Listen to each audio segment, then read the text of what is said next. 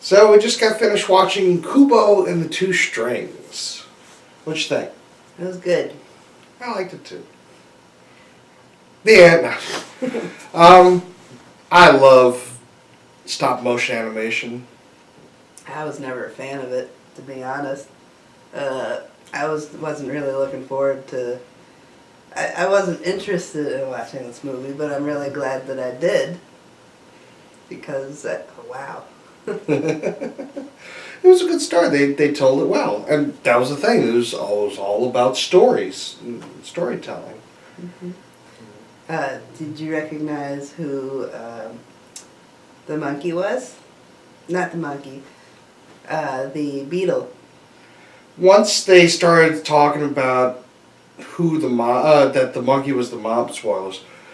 Started talking about the monkey as the mom. Then I kind of figured that's where they were going with it. No, I mean voice actor wise. I saw it was Matthew McConaughey. Never mind. Yeah. I'm sorry, I was watching the credits. Well, it didn't sound like him. That's what. No, I wouldn't have recognized him during the movie. It's only because I saw the credits that I saw who that was. So, which good. Yeah. Little boy did good. I don't really. They said he was from Game of Thrones. I don't recognize it. Who was he in Game of Thrones? I don't know. I have to look it up. The boat sequence, because I was looking up trivia while we were watching it. The boat sequence took 19 months to make. I know that the skeleton now holds the record for the largest stop motion creature ever created. It was 16 feet high. That was nightmare fuel right there. That's why I'm not going to let our kid watch it for a couple of years, I think. The funny thing is that I'm sitting there when that scene came up. I maybe this was a product of the trailers or something like that, but it felt like they were throwing out this big gun early when I thought that was going to be something like a finale type of deal. Yeah, I thought he was going to be at the end. Like the big fish figure of the Moon King wasn't as threatening to me as the big skeleton guy. Yeah. Did you recognize that guy? Voice actor for him? I did not. That was Voldemort. Really? Yeah, Ralph Fiennes, right? Didn't he play Voldemort? Yes. So he did good. I mean, he wasn't in it for long, but no, but yeah. The sisters were creepy too. Oh, I love them. That was awesome. You got that creep factor, and then they're wearing the porcelain masks that you finally break. But you never actually get a chance to see their face, their full face. They carry on that whole line of no eyes, you can't see, because the masks would never let them change their expression. I kind of wished I could see what was under those masks. I mean, we saw the face, or the mouth yeah. At the end,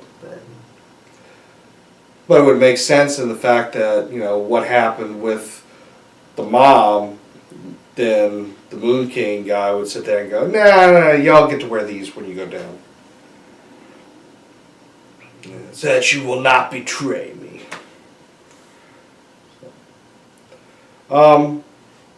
The armor just made for a plot convenience, but that was interesting that at the end it was like, it means absolutely nothing.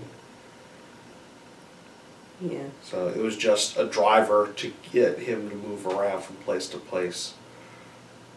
I don't understand why it was called Two Strings, though. I mean, didn't he have three in the end? Because it was his mom and his dad were the two strings that he collected along the way. Right. And then he added his own to it. So it'd be Kubo and the Three Strings? That would make sense. I thought I got really misty-eyed in several scenes. Just like the beginning when the mom was just so depressed and I don't know, it was gut-wrenching. Yeah, that's sitting there, this little boy taking care of this, what would apparently be a brain-damaged parent by himself in a cave on the sea. That's hard. That's just hard on Pulls on the tug, tugs on the Pulls heartstring. on the two Pulls on- strings. Yeah. I don't know. But it was, yeah, it really was a very emotional beginning, setting up the fact of, this is how this kid is living his life. I like how their characters, the only, what did they do, what did, Leica Studios? Well, you should know this, you're more of a stop motion fan than me. I know, but I haven't paid attention to who's doing it, just the art All itself. the ones that you got from iTunes are from the same studio. Yeah, I know. Well, It was a pack! but I just like how all of their stuff, their characters, they're not perfect, and they have imperfections like the scar on the eye. And Yeah. that was just really neat.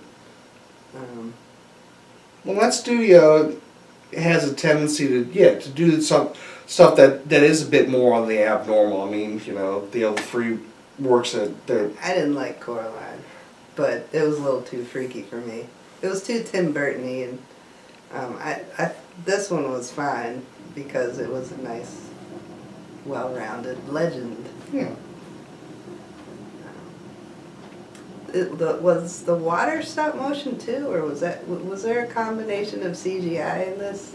I didn't. I'm sure they had to have some type of CGI just as enhancements or something like that, but I'd imagine most of that was stop motion. Yes, I just feel like they're getting better and better with every movie they do, and you can't see that stuttering anymore that we used to see in the early stuff. So it's really neat. But they don't do claymation. They do stop motion, or is that the same thing? No, it's two different things. This claymation, it's literally just hunks of clay Right. that they'll move around. These are more like wooden porcelain that they'll shift around. They'll exchange faces. It's the same kind of stuff that they did for like Nightmare on Before Christmas. Yeah, but even that was all, you could tell each frame because it was all janky. Oh, sure. But this was Those really good sounds. yes. But this was like really smooth, and I mean, I could have sworn I was looking at a all CGI movie. So, Yeah, you kind of start to forget that this was stop motion in the first place. So, just felt like it was an animated feature, which is amazing for that type of art style. it was very well crafted. Yeah. The colors were beautiful. Mm-hmm. So. It was a good message. What was the message? That you make your own story, that your story gives you a sense of immortality if other people will continue to tell it. Yeah, that's not the message I got from it. I got the message of, I agree, it's a good message that you got from Okay, it. well, what's your message? I got the message that a family member's memory is the greatest weapon. And, it was the most powerful thing that you could hold on to was their memory. It's funny that we got different messages out of it. Well, yeah, because a lot of what I kept getting reinforced from with this is that you're never truly alone, and you never are truly left behind as long as you keep them in your head. Mm-hmm. So his mom and dad were both gone, but their stories lived on, and therefore they continued to live as far as Kubo was concerned. Yep. It was a good message. Played a lot with memory,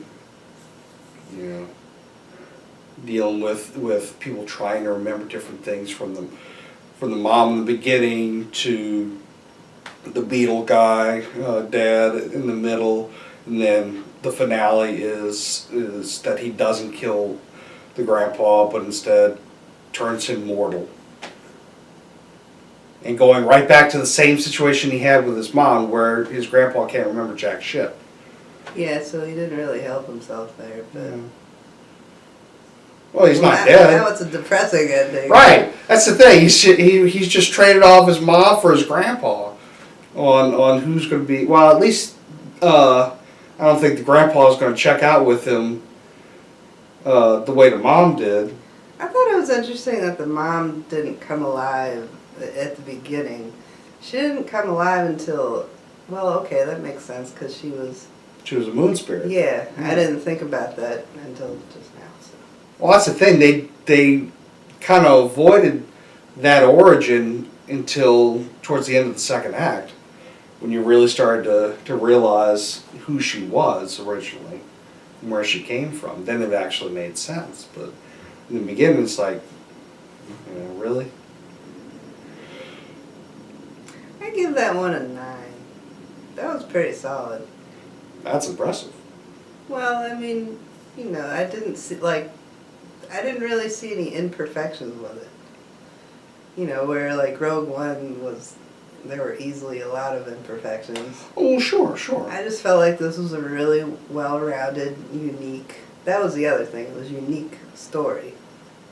The characters were good, the colors were, the visual aspect of it was really good. I don't really see anything wrong with it.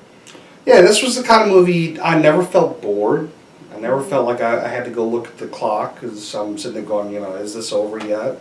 It flowed very nicely. I loved the stop motion. Mm-hmm. The colors were beautiful. So Okay.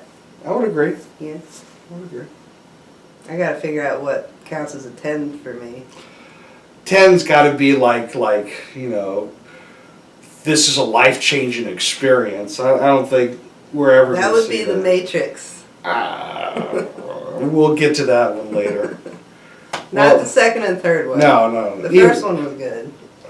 The first one was okay. Well, not great. Well, anyway, we'll get into that conversation later. But yeah, okay. Kubo, 9 out of 10 out of both of us. So that'll work. Yep. Nerd knows. Bye. Bye.